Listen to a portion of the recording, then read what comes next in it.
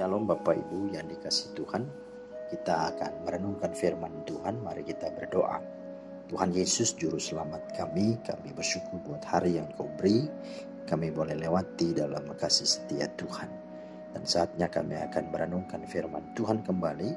Mohon Roh Kudus buka hati kami, terangi agar kami mengerti dan menjadi pelaku firman-Mu. Dalam Kristus Yesus Tuhan kami berdoa. Amin. Bapak Ibu yang dikasihi Tuhan, firman Tuhan kita terambil dari Yesaya 49 ayat 14 sampai 16. Beginilah firman Tuhan. Sion berkata, Tuhan telah meninggalkan aku dan Tuhanku telah melupakan aku. Dapatkah seorang perempuan melupakan bayinya sehingga ia tidak menyayangi anak dari kandungannya? Sekalipun dia melupakannya, aku tidak akan melupakan engkau. Lihat, aku telah melukiskan engkau di telapak tanganku. Tembok-tembokmu tetap di ruang mataku. Demikianlah firman Tuhan. Jadi dasar pada saat perenungan kita hari ini. Bapak Ibu, tema kita adalah masakan aku melupakanmu. Masakan aku melupakanmu. Nah, Bapak Ibu yang dikasihi Tuhan, menjadi hal yang umum apabila seseorang ketika berada dalam kesusahan, dalam penderitaan dan hukuman, selalu protes dan komplain kepada Tuhan. Mereka sering berkata, Tuhan, mengapa aku menjadi seperti ini? Tuhan, di manakah Engkau? Tuhan, apakah Engkau masih mengasihi aku? Atau apakah aku ini masih ciptaan-Mu? Dan lain sebagainya. Nah saudara, padahal waktu mereka berada dalam kesenangan, dalam kebahagiaan, ingat Tuhan sekalipun tidak. Bahkan yang ada hanyalah menyakiti hati Tuhan. Seperti yang diungkapkan umat Tuhan dalam ayat 14 tadi. Sion berkata, Tuhan telah meninggalkan aku dan Tuhanku telah melupakan aku. Nah, umat Tuhan merasakan bahwa Tuhan tidak lagi mengasihi mereka, walaupun penyebab mereka dibuang ke Babel justru karena ulah dan kejahatan mereka sendiri kepada Tuhan. Bahkan di sudut pandang lain, penghukuman diberikan Tuhan sebagai bukti bahwa Tuhan sesungguhnya sangat mengasihi mereka. Kalau kita belajar dari Ibrani 12:5-8, ya, itu sesuatu didikan untuk mereka. Bahkan Wahyu 3:19 berkata, jadi barang siapa ku kasihi, ia ku tegur dan ku hajar. Karena itu relakanlah hatimu dan bertobatlah. Nah, itulah sesungguhnya hal yang harus dipahami. Ya, maka untuk meyakinkan umatnya bahwa betapa Tuhan tetap sangat mengasihi mereka, walau di tengah-tengah kesusahan bahkan hukuman yang mereka harus alami, setidaknya Tuhan memakai 3 ilustrasi atau analogi. Yang pertama, bahwa Tuhan mengidentikan dirinya dengan seorang perempuan atau seorang ibu. Firman Tuhan di dalam ayatnya yang ke-15 berkata, dapatkah seorang perempuan melupakan bayinya sehingga ia tidak menyayangi anak dari kandungannya? Dengan kata lain, Tuhan memakai perumpamaan seorang perempuan atau ibu hanya untuk meyakinkan mereka bahwa tidaklah mungkin seorang ibu atau perempuan yang melahirkan anak itu melupakan anaknya. Jangankan seorang ibu, seekor singa saja yang disebut dengan binatang buas tidak mungkin memakan anaknya sendiri.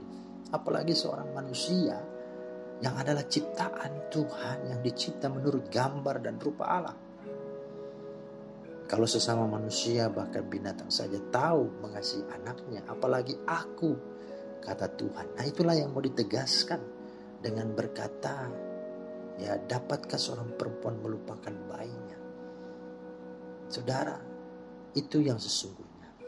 Nah, tetapi jika memang ada seorang ibu atau perempuan yang melupakanmu, ya, walaupun memang ini mustahil, tapi kalaupun ada, kata Tuhan apa?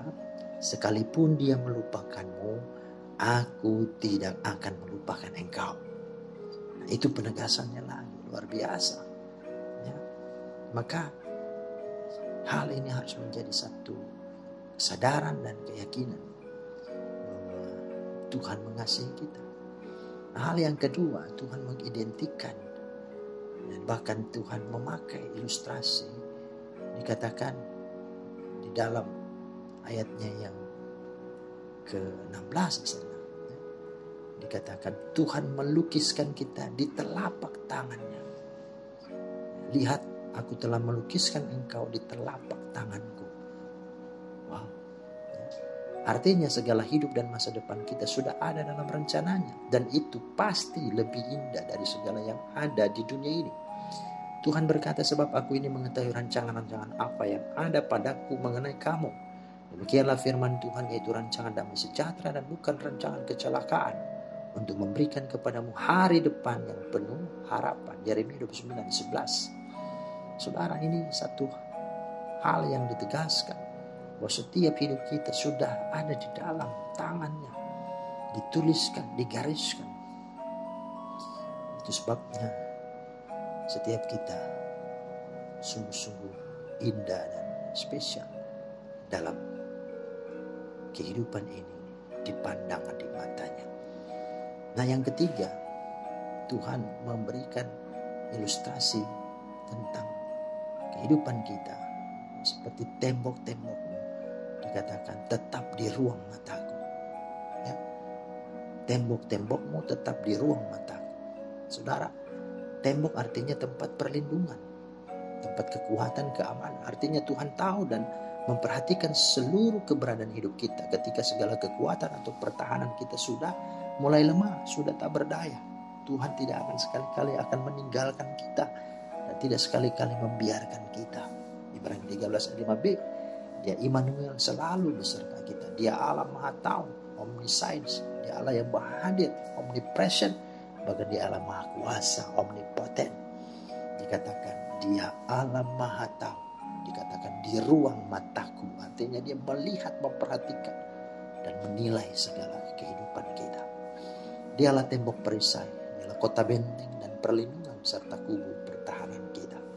Maka tiga ilustrasi ini, analogi ini sesungguhnya mewakili tentang Tuhan yang sungguh-sungguh hadir, sungguh-sungguh mengasihi dan membela setiap kita.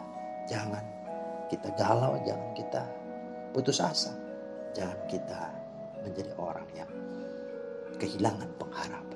Maka kesimpulan sikap kita, bahwa keselamatan, kebahagiaan dan kehidupan kita itu terjamin dan kekal. Tidak akan ada yang hilang. Kenapa? Karena Tuhan sendiri yang menjamin. Firman Allah berkata, tidak ada seorang pun yang dapat memisahkan kita dari kasih Kristus. Roma 8:31-39. Karena itu sikap kita adalah percayalah dan tetaplah setia dalam proses apapun yang Dia inginkan bagi kita. Karena di balik itu semua kita akan dibuatnya indah dan kita dibuatnya mulia bagi kemuliaannya. Amin. Tuhan Yesus memberkati.